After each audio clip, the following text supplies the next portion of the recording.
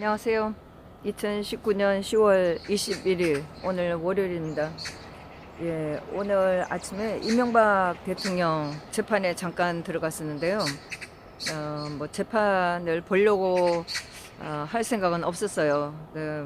뭐 어렵게 번호표를 사서 들어가서 보니까 뭐 그 삼성 뇌물건 하면서 뭐 재판 그 대통령 기록물 얘기하는데 집중은 되지는 않았었고, 재판은 제가 들어간 이후에 한 10분 있다 바로 끝났어요. 보니까 오늘이 재판 마지막이어서 아마 정리를 좀 잠깐 한 것 같아요. 재판이 10시 10분에 시작되는 거였는데 10시 40분쯤 끝났으니까 뭐 별다른 내용은 없었었죠. 그래서 마지막 피고인 신문이 남았었나 봐요. 그래서 이명박 대통령 보고 마지막 할 말이 있겠느냐. 그래서 피고인 신문을 피고인 신문에서 하고 싶은 말이 있겠느냐 이제 이렇게 물으니까 변호사가 뭐 그거는 원하지 않는다 이제 이렇게 넘어갔는데, 검사가 자기네가 항소심에서 제대로 준비를 많이 했지만 제대로 많이 물어보지 못한 게 많았었다. 그래서 뭐 피고인이 원하지 않는다고 해서 피고인 신문 절차를 없앨 수는 없다. 그래서 검사 측에서는 신문을 원한다고 이제 이렇게 얘기가 됐어요. 그래서 판사가 여기 대해서 이제 정리를 해보겠다. 아마 이렇게 하고 이제 끝냈는데 예, 끝냈는데 제가 오늘 이 재판에 들어간 이유는 여기가 형사 1부예요.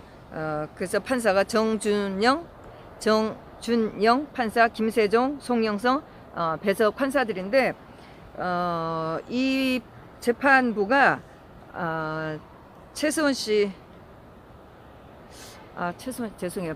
최수원 씨 재판을 하는 거예요. 그러면 최수원 씨하고 대통령 재판을 할 사람들이에요. 그래서 제가 판사가 좀 어떤 사람인가 하고 들어가 봤는데, 판사는 머리가 많이 휘었고 나이는 그렇게 많지는 않은데 굉장히 머리가 많이 흰 분이고 목소리나 태도는 굉장히 부드러웠어요.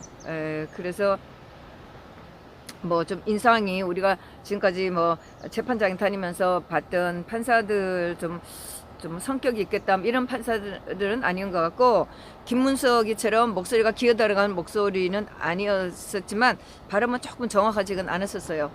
그런데 그냥 뭐 평범한 그냥 뭐 푸근하다고 그럴까 좀 그런 기분이 나는 판사여서 그나마 뭐 그 2심에 봤던 조영철이나 김문석하고는 좀 다른 느낌을 좀 받아서 조금은 안심은 했고, 뭐 이명박 대통령의 검사들은 제가 보니까 대통령 재판에 들었던 검사들하고는 좀 다르더라고요. 그러니까 뭐 평범하다고 할까? 아니면 제가 뭐 그렇게 어떤 선입감을 가지고 봐서 그런지는 모르겠는데, 대통령 재판에 들어오는 검사들은 말하는 것도 저는 불편했어요. 하기야 뭐 보면은 걔네들은 이 거짓말을 가지고 대통령을 재판해야 되는 거니까, 그리고 어차피 탄핵된 대통령을 두고선 자기네가 어쨌든 그 거짓말을 깨맞춰야 하는 거니까 그 얼굴이나 표정들이나 말하는 투가 평범한 건 아니었었죠.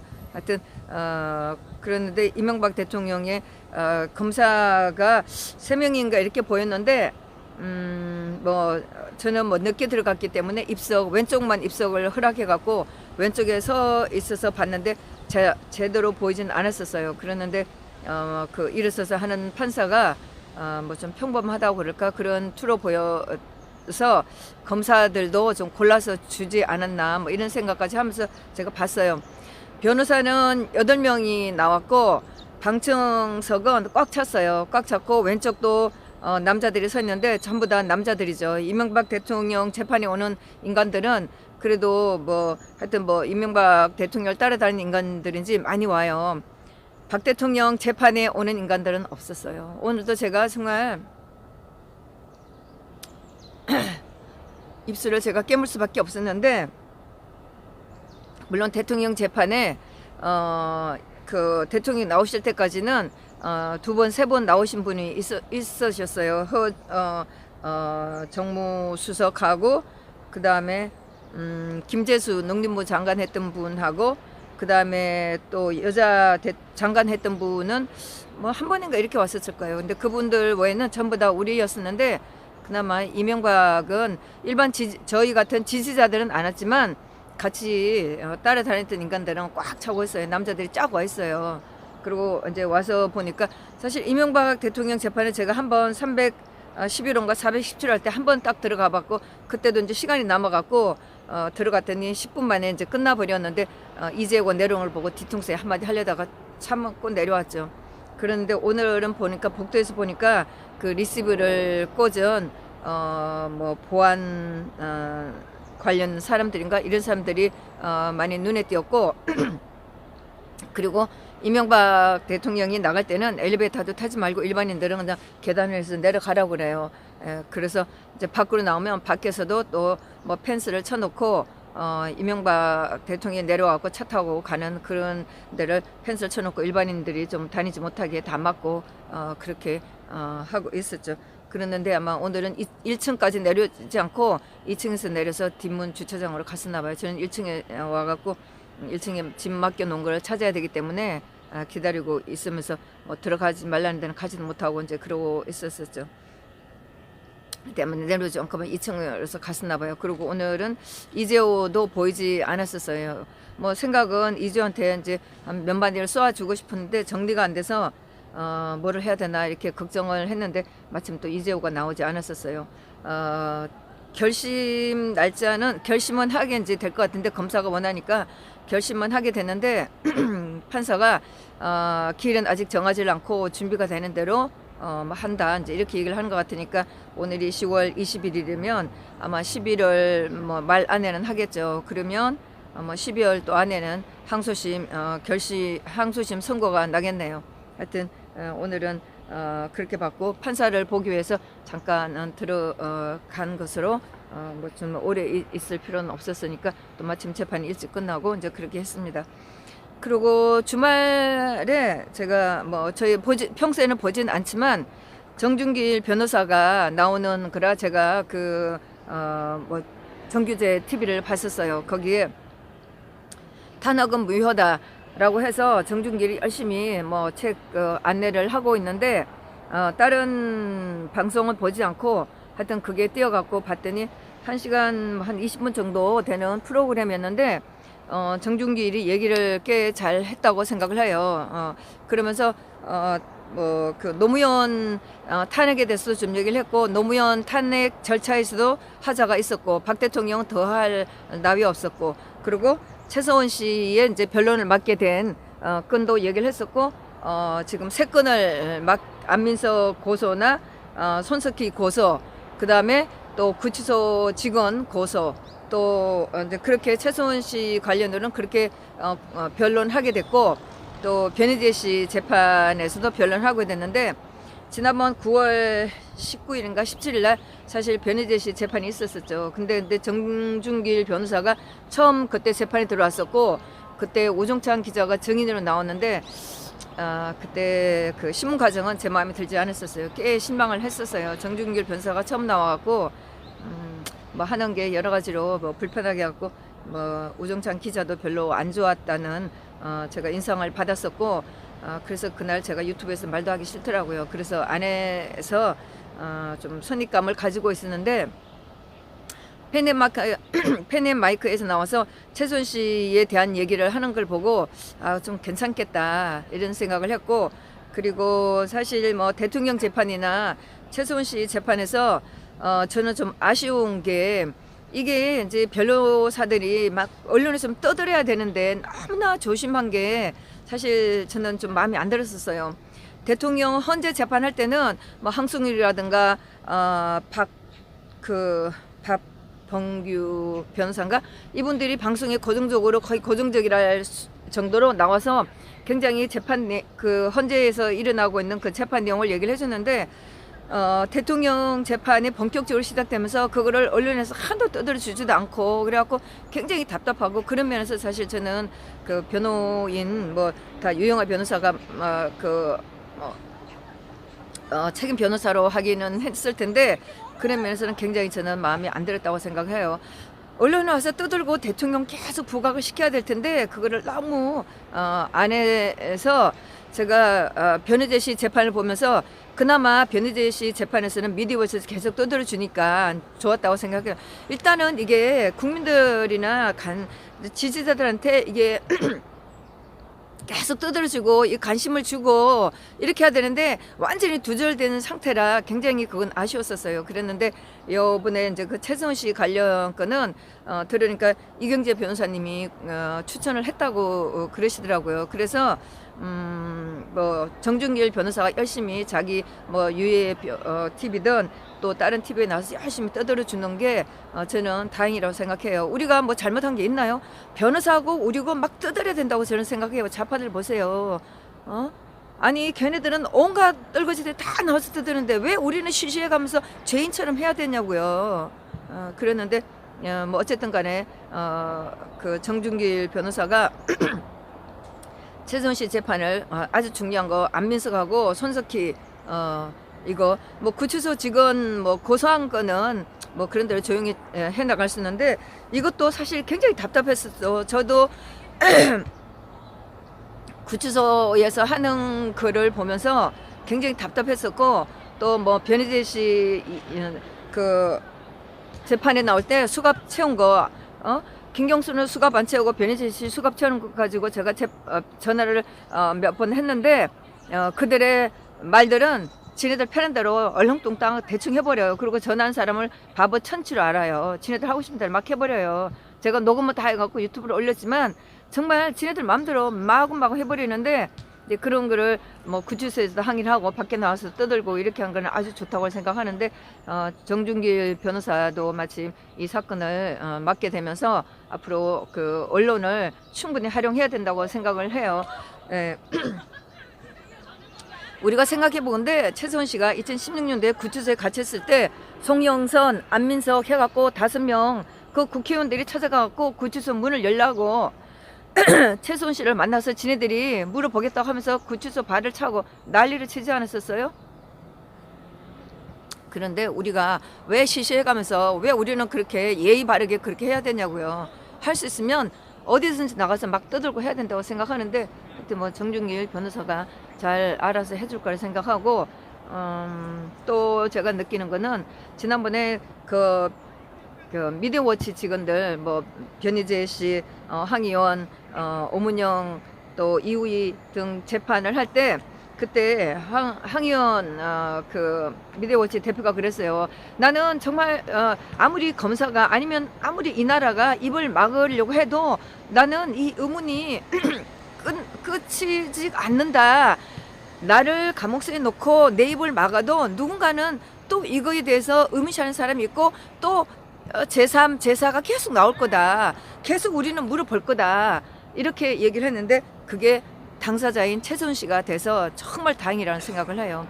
손석희나 정말 우리가 생각했던 안민석은 그냥 두면 안 돼요. 2017년도에 안민석이가 안산에서 북콘서트를 할 때 저희가 갖고 난리 쳤는데 제가 그때 뭐 이 동영상도 찍고 녹음도 하고 그랬는데 동영상 찍고 한 거는 제가 핸드폰에 폴더를 날려버려 갖고 없는 것 같은데 녹음은 어딘가 좀 있지 않을까 싶어요. 뭐 그거 말고도 유튜브가 엄청 남아 있으니까 최성훈 씨가 300조가 있니 8조 원이 있니 그게 박정희 대통령 순교는 비자금인데 최성훈 씨가 관리하고 있다 이렇게 안민석이가 떠들었는데 뭐 지금에서 자기가 그렇게 말한 적이 없다고 이게 국민들을 개돼지로 취급해요. 생생하게 유튜브에 다 살아있어요. 이거 가지고 안민석에 대해서 최성훈 씨가 고소를 했으니까 정준길 변호사가 아주 잘하길 바라고 저희가 이 재판권은 굉장히 저희도 쫓아다니면서 지지를 해야 되겠죠. 하여튼 거기 속이 시원했었고 그리고 그 정준길 변호사가 나와서 하는 얘기 중에 그 최순 씨하고 대통령하고 공모권에 대해서 정 기자가 물었어요. 정 기자는 재판 내용 제대로 몰라요. 제가 그전에도 이 사람이 최순 씨 작년에 선고 났을 때 항승욱 변호사하고 대답하는 그 보면은 최순 씨의 사기 내지 사기 시도 라고 이렇게 얘기했는데 제가 막 거기 댓글을 굉장히 많이 달았었어요. 정 기자 씨 재판 모르는 부분 굉장히 많아요.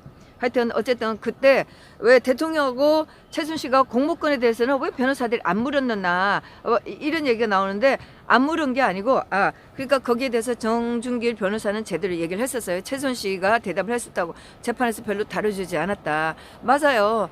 공모라는 거 대통령하고 최순실이 공모했다는 것에 대해서 다뤄준 적이 없어요. 제가 들어간 재판에서도 제가 재판을 보고 나와서 검사들한테 제가 소리를 많이 질렀어요. 대통령이 바보 등신이라서 친구한테 이런 지원을 해줘갖고 자리 내주냐. 제가 소리 막 질렀어요. 너들 같으면 너들 자리 걸고 친구한테 친구 도와주냐. 제가 막 소리 질렀어요. 공모가 없고요. 제가 기억하는데 작년 4월 6일날 대통령 선거가 끝났을 때 판결문에 대통령과 최순실가 공모했다는 게 전화를 많이 했다 이거예요. 정말 제가 재판에서도 답답했었고 검사들한테 소리쳤지만 공모했다는 증거가 뭐냐고요. 증거가 대통령하고 최순실하고 전화를 많이 했다예요. 그리고 정말 이게 말이 안 되는 게 최순실가 대통령하고 많이 업무적인 거 한 거는 대통령이 대통령이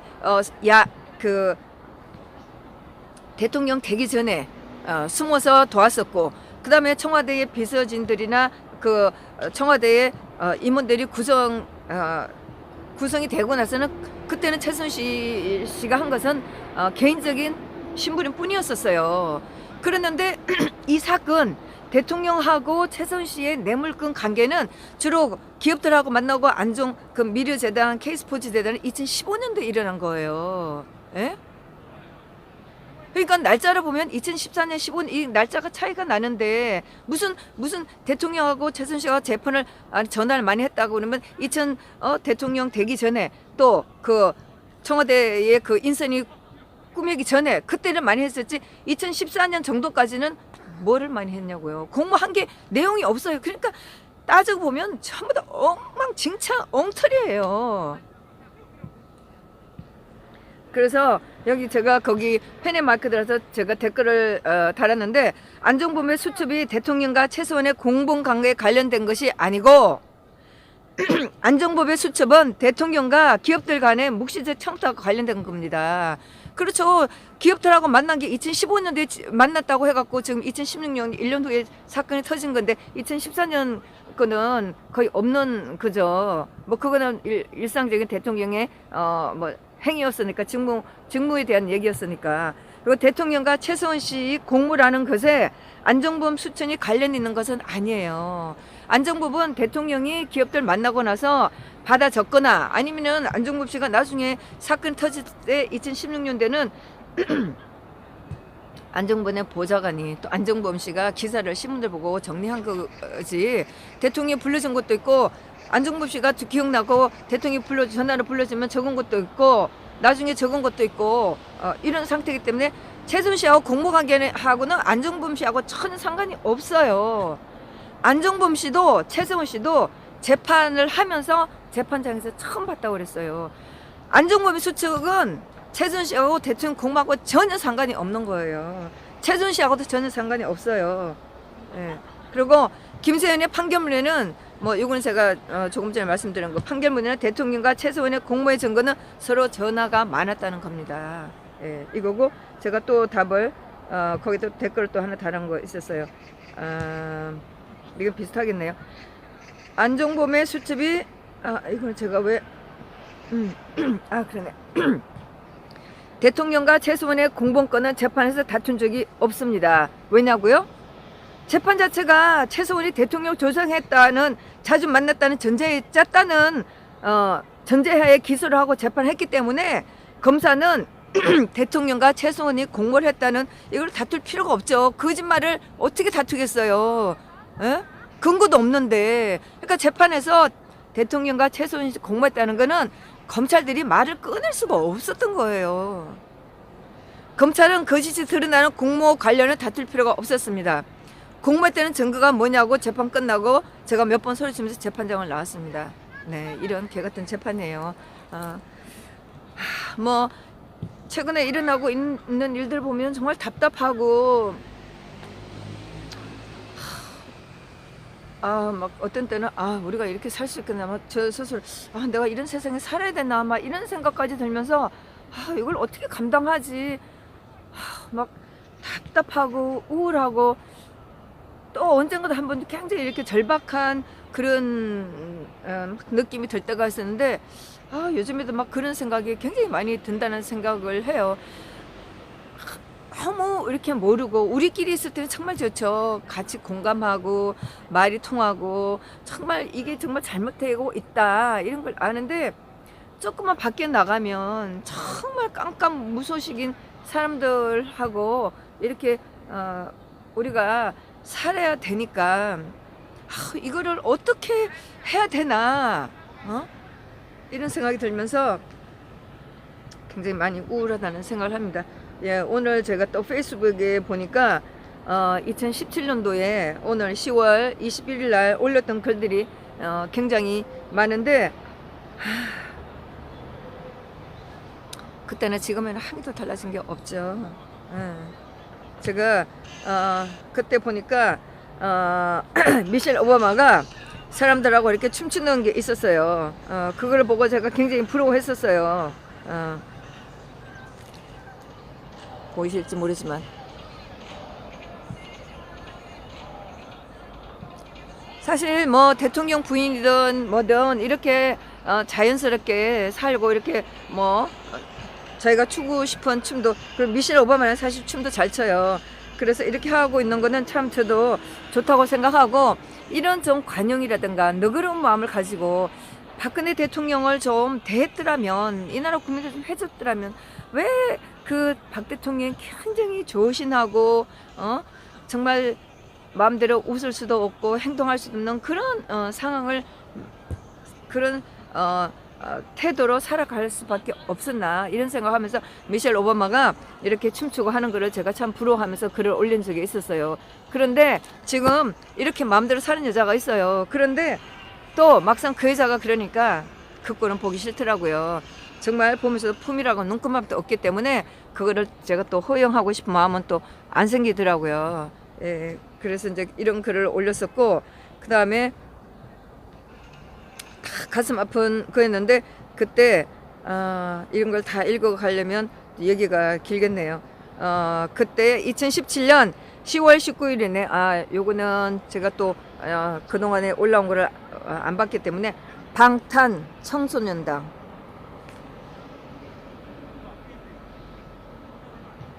이런 거를 제가 올렸는데 기가 막힌 거죠. 예.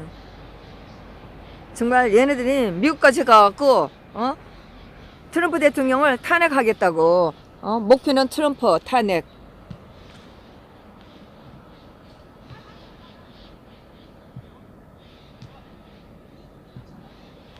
얘네가 이런 짓을 해갖고, 얘네가 미국까지 갔었죠. 미국 가갖고 뭐 잡히기도 하고, 이렇게 이거 보니까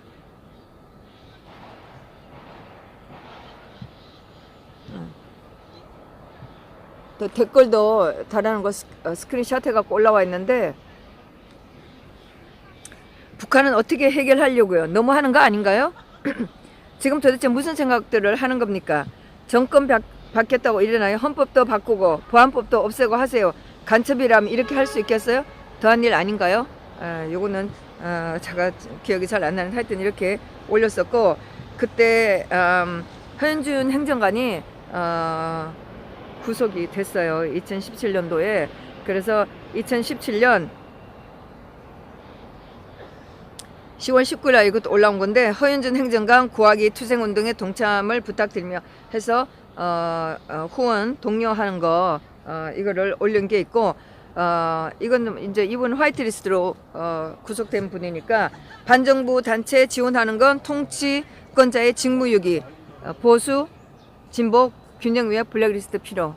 예, 그다음에 리스트는 대통령 통치기 형사처벌 대상 될 수 없어. 그나마 이렇게 용감하게 얘기했던 분은 허은준 행정관 뿐이죠.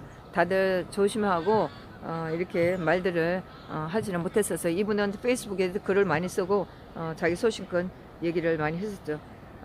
그리고 그때에 또 김성욱이라는 분이 또 글을 올린 게 있어요. 적화와 전쟁의 위기를 오는 곳이 2017년 가을 한국이다. 그때나 지금이나 달라진 게 한 개도 없어요. 유력한 정치인들이 사회주의로 가자고 말하고 중국식 토지제도나 주한미군 철수를 외쳐도 대다수 국민은 별 관심을 두지 않는다. 2년 전 똑같은 날짜예요. 언론은 진짜 지옥이 나오길 바라는 것처럼 99%가 단결해 1%를 죽이라는 식의 헬조선 선동을 멈추지 않는다. 이건 좌파들이긴 한데 조선은요 우파 죽이기도 같이 하고 있어요. 지식인 집단은 북한이나 월남식 공산화 같은 세상은 오지 않으며 설령 온다 해도 그들의 기득권은 영원할 것이라 느낀다. 이놈의 세상 확 뒤집어지기만 바라는 악받친 대중의 불만도 번진다.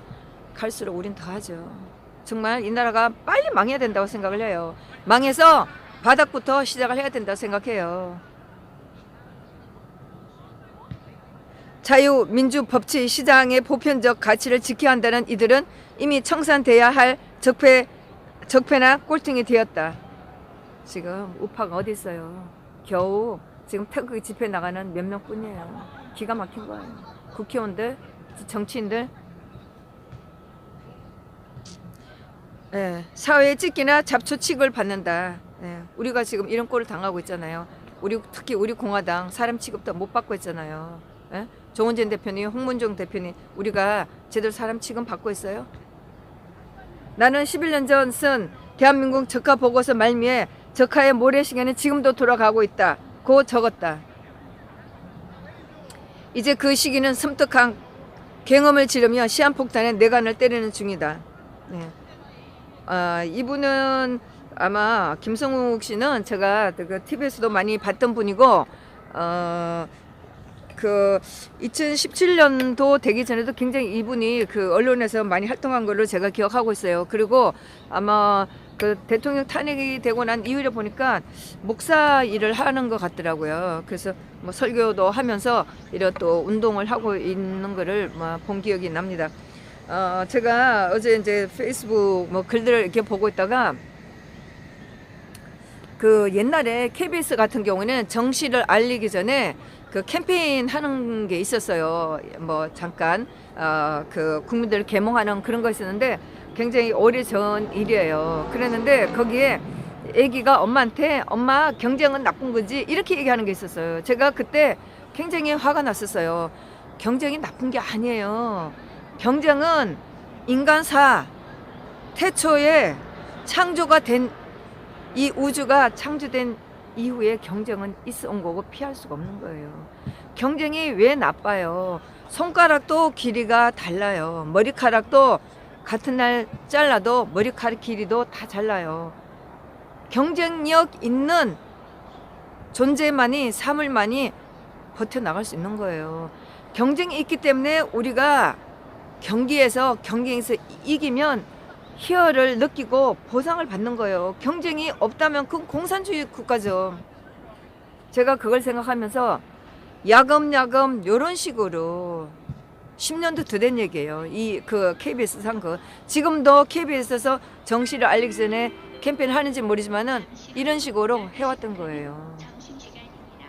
이런 식으로 알게 모르게 저도 당에 들을 때 뭐 제가 뭐 또 유럽에도 잠깐 있었으니까 조금 남들보다 좀 다른 문화적인 좀 폭넓은 이해를 가지고 있었는지는 모르지만 하여튼 경쟁이 나쁘다고 그렇게 KBS에서 그런 공공연한 그 라디오에서 그런 캠페인을 하고 사람들 야금야금 해갖고 완전히 이렇게 사회주의로 물들어온 이런 상황이 된 거예요. 지금 보세요. 어디나 경쟁이 나쁘다고 처음보다 학교는 어디 평등화해서 결국 우리 삶마저도 국가마저도 국가에 있는 모든 것마저도 평등화를 한다고 해갖고 지금 엉망진창을 만들어 놓는 거죠.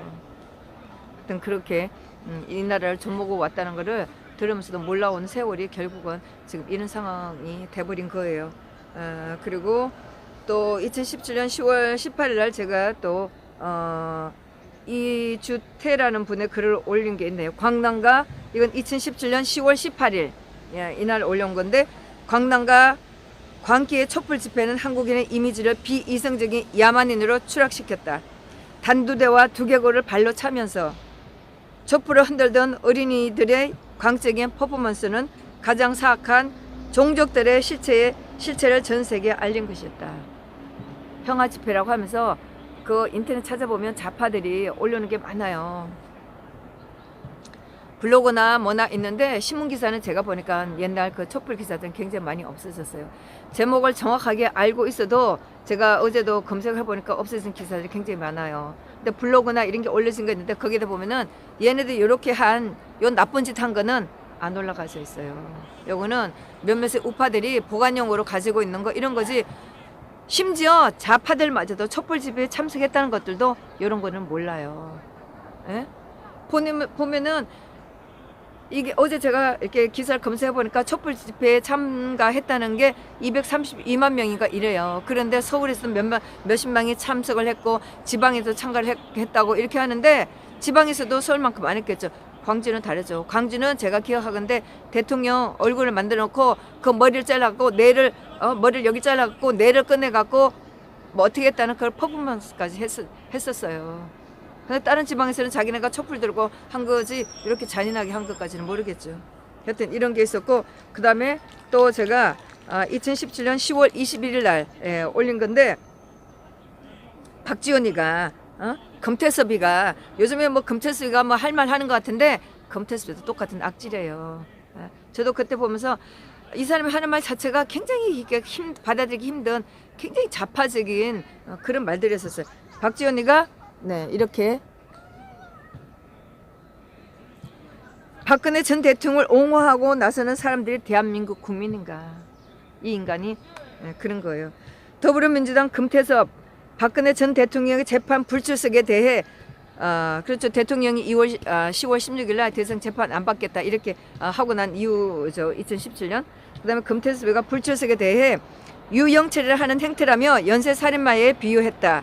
내가 보기엔 정신없는 금태섭 니놈의 막말이 유영철보다 더 악랄한 놈으로 보인다. 요거는 박홍근이라는 분이 올린 거예요. 정신 온전치 않은 두 놈 가만히 두선 안 된다. 모욕죄 명예훼손죄로 고발하고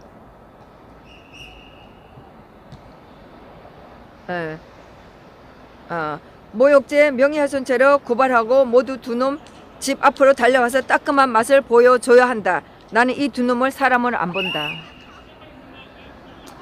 금태섭이고 박지원이고 집 밟아버려야 할 인간들이에요. 무슨 인간이야 이것들이. 이런 인간들이에요. 우리는 정말 잊으면 안 돼요. 박정희 대통령의 1961년도에 그 혁명을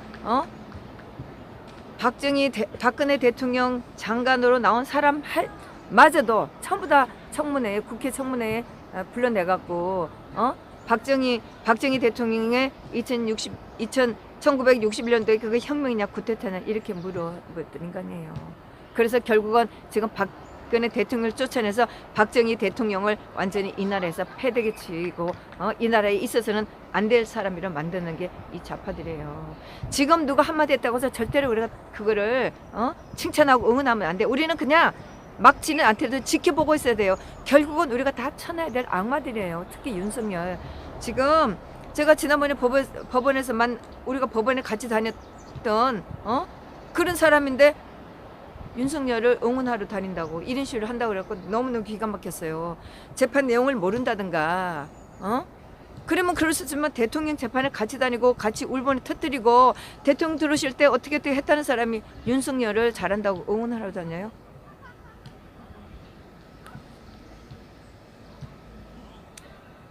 그랬고 또 보니까 2017년 10월 21일 날 신설동에서 비밀 지하 시설이 공개됐다는 게 있었어요. 이것도 박정희 대통령을 또 밟아 없애려고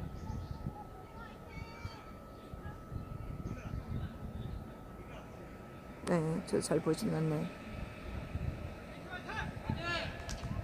이렇게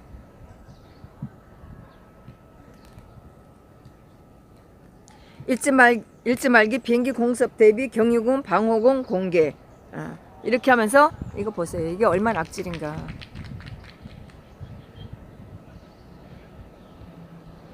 당시 박정희 대통령 사용 추정되는 방 복원. 이런 식으로. 여기도 비밀 벙커 1970년대 대통령 경호 시설 추정. 여기도 비밀 벙커 신설동 유령역 비밀 지하 공간 개방. 박정희 대통령을 욕먹이게 하는 이런 짓을 또 한 것은 또 페이스북에 올라갔고 제가 공개를 했었고, 그때 제가 집회를 가면서 딱 보이게 들고 제가 손석희 총살감 이걸 들고 갔었죠. 네. 아마 그 밑에 있을 겁니다.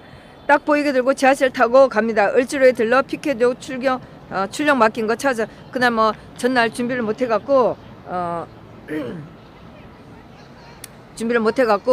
이거 을지로에 가서 이걸 찾아갖고 이거 찾아갖고 가고, 그다음에 집회에 나가서 한 건 없었네요. 그런데 제가 이제 지하철을 타고 가면서 같이 있던 분들이 이렇게 피켓을 같이 들었었죠. 요거는 이제 집회 끝나고 돌아가는 길에 제가 이렇게, 요거는 아마 집회 때에 이렇게 잘 보이지가 않네요. 네. 그때 10월 8일 날 신혜원 씨가 나와서 이 타블릿 씨는 내가 쓴 것 같다 이렇게 해갖고 제가 신혜원 씨를 얼굴에 넣고 피켓을 만들어 갖고 이거를 메고 집회에 가는 건데, 지하철에서도 제가 용감하게 저는 들고 다녔었죠. 2017년도에 제가 집회를 다니면서 손석희는 총살감이라는 동 이런 피켓을 많이 들고 다녔는데, 지하철에서도 지하철 안에서도 많이 싸웠죠. 지하철 뭐 역내를 그늘 다닐 때는 뭐 부지런히 걷는 거였으니까 사람들을 제가 쳐다보진 않았는데, 지하철 안에서는 피켓을 적당히 해가면서 제가 이렇게 높이 들고 있었어요. 높이 들고 있어서 물론 제 목적은 많은 사람들이 보기를 바라는 마음에서 들고 있었는데, 지하철 내에서 픽픽거리는 사람들이 많았었어요. 어이구 저이구 하면서 많은 사람, 그런 사람들이 있었는데, 저는 사실 그거를 기다렸었어요. 반응을 해주기를. 그 인간들을 보기를 바랐는데, 만일에 그런 인간이 걸렸다 그럼 그런 날은 그 이제 지하철역 내에서 칸 안에서 제가 큰 소리 치는 거죠. 막 소리 치고 거짓말들 섞고 사는 개돼지 국민이라고 제가 소리 지르고, 그러다 막 이제 뭐 반응이 왔다 갔다 하고 싸우게 되면 어떤 사람이 조용히 하라 그러면 제가 큰 소리를 했어요. 조용히 못 한다 그랬어요. 멀쩡한 대통령을 뺏기고 내가 이런 말도 못 하냐고 큰 소리 치면은 그 사람들 거기에 대해서 더 이상 말 못 하고, 또 뭐 구간이 짧기 때문에 내리기도 하고 그랬어요. 그래서 제가 그때 용감하게 이런 걸 많이 들고 다니고 페이스북에도 많이 쓰고 뭐 톡에도 올리고 해서 그 이후로 많은 분들이 또 뭐 물론 뭐 사람들이 저를 이제 많이 응원을 했었죠. 용감하다고 응원을 하면서 제가 이제 이렇게 하고 다니는 걸 보면 사람들이 이제 용기를 가지고 저처럼 이렇게 하지 않았나 싶은 생각을 하면서 나름대로 이런 거는 제가 조금 그나마 용기를 내서 한 것에 대해서 좀 다행이라고 생각합니다. 그때는 또 이렇게 무겁게 또 2개를 들었었네요. 피켓을 이렇게 2개를 들었는데 이게 45 곱하기 60이에요. 뭐 가로가 됐든 세로가 됐든 45 곱하기 60인데, 그때는 양쪽에 들고 무겁냐고 물으면 무겁지 않다고 이걸 들고 행진을 했었어요. 근데 지금은 그거 못하겠어요. 아마도 의지가 약해졌는지 모르겠는데, 또 일반 스티로폼을 하면 바람 불고 그러면 이게 이렇게 부서질 수가 있어요. 그런데 폼보드를 하면은 이게 단단해요. 그런데 폼보드는 사실 또 좀 무거워요. 그런데도 그거를 2개를 들고 악착같이 다녔어요. 그걸 막 이렇게 높이 들기도 하고 악착같이 들고 다녔네. 그날도 이렇게 들고 다녔었고, 네. 그리고 2017년, 네, 그때에 지하철을 이게 경찰서 앞인데 촛불이 1주년 기념한다고 이런 걸 붙여놓고, 이거 또 답답하게 생각하면서 지나간 적이 있었네요. 네. 그리고 아침에 어제 또 뭐 톡방에도 올라오고 조용한 대표가 또 유튜버를 했었죠. 오늘 아침에도 보니까 유튜버들 얘기를 하는데, 조선일보에 박 대통령을 석방하면은 선거에 영향을 미친다 이렇게 나온 기사를 보고 그거를 제가 어제 낮에 그 서명대 하는데 갔을 때 어떤 분이 아시는 분이 그 얘기를 했어요. 그래서 제가 그 한마디 듣고 딱 잘라버렸어요. 아니, 대통령이 33년을 받을 정도로 제가 있다고 사람들이 알고 있는데 그 사람들을 상대로 해갖고 여론조사하면 뭐가 나오겠어요. 그럼 믿을 필요 한 개 없어요. 그래서 김 선생님이 하시는 얘기가 제가 딱 잘라버렸어요. 근데 나중에 보니까 저녁에 와서 보니까 이런 기사가 있더라고요. 기사 보면서 제목만 봐도 열통 터지는 기사예요. 이게 말이 되냐고요. 이 조선일보는 진짜 이거 없어져야 될 언론사예요. 이제 좌파들한테도 공격을 받고 있는데, 아니 이게 말이 돼요. 지금 대통령이 죄가 없다는 게 일반 국민들이 알아요? 어? 최순실하고 공모를 해서 지금 국가를 덩쳐먹었다고, 기업들한테 뇌물 받았다고. 그럼 좋아. 대통령이 잘못한 것 같지는 않은데 최순실 같은 여자를 옆에 두고 놀아놨나? 이렇게 알고 있는데 여론조사를 하면 뭐가 나오겠냐고요. 대통령 바보 천치지. 그런데 이거를 여론조사라고 이거를 여론조사라고 조선일보가 발표를 하냐고. 이게 말이 돼요? 에? 이거는 조선일보는 좌파들하고 똑같아요.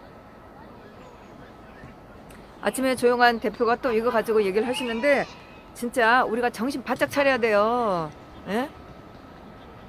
저는 글도 쓰고 얘기하는데 내가 최후의 1년은 남더라도 우리가 이 잘못을 인정할 수가 없어요. 연합하라고? 통합하라고요? 어떻게 우리가 잘못된 걸 알고 통합을 할 수가 있냐고요. 제가 어제 다른 이제 유튜브를 보면서 옛날 기사를 보여주고 있는 게 있어서 제가 그 제목 찾아갖고 2016년도에 일어났던 그 기사들을 또 찾아봤어요. 유승민이 어떻게 했는지, 김무성이 어떻게 했는지. 인간이 아니에요. 그러고 나서 지금까지도 말 한마디 없이 저것들이 나라를 구한다고요? 나라가 걱정스럽더라고요? 할 말 없어요. 오늘 아침에는 페이스북에 올라온 거를 다시 공유를 하면서도 좀 말도 좀 사나워지고 성격도 사나워지고 하여튼 그랬습니다. 여기 법원 뒷뜰인데 사실 뒷뜰이 굉장히 이렇게 직원들이 즐길 수 있는 이런 공간들이 있어요. 그래서 오늘은 제가 여기로 올라와서 이거를 좀 끝내고, 그리고 또 오늘 또 국회에서 또 서명대 하시는 분들 모인다고 하니까 제가 거기를 잠깐 가서 알려주는 말씀을 듣도록 하는데, 서명대를 나가지를 저는 못해요. 저 나름대로 또 글도 쓰고 유튜브도 보고 하는데 굉장히 미안하죠. 그래서 항상 어떤 공간에 앉아 있을 때면 그렇게 밖에서 활동하시는 분들한테 굉장히 미안하다는 생각은 드는데 서명대를 본격적으로 나가지는 못해서 미안하기는 해요. 그런데 또 오늘 아마 선거철이 되니까 얘기하는 것 같은데 가서 주의사항을 좀 듣도록 해보겠습니다. 그리고 62조건에 대해서는 각자가 찾아보고 행동할 나름인데, 제가 공개 방송은 안 하지만 개인적으로는 거기에 대해서 저한테 물으시면 개인적으로는 말씀드리겠습니다. 네, 여기서 끝내고 저희 또 오후에 할 일을 하도록 하겠습니다. 네, 감사합니다.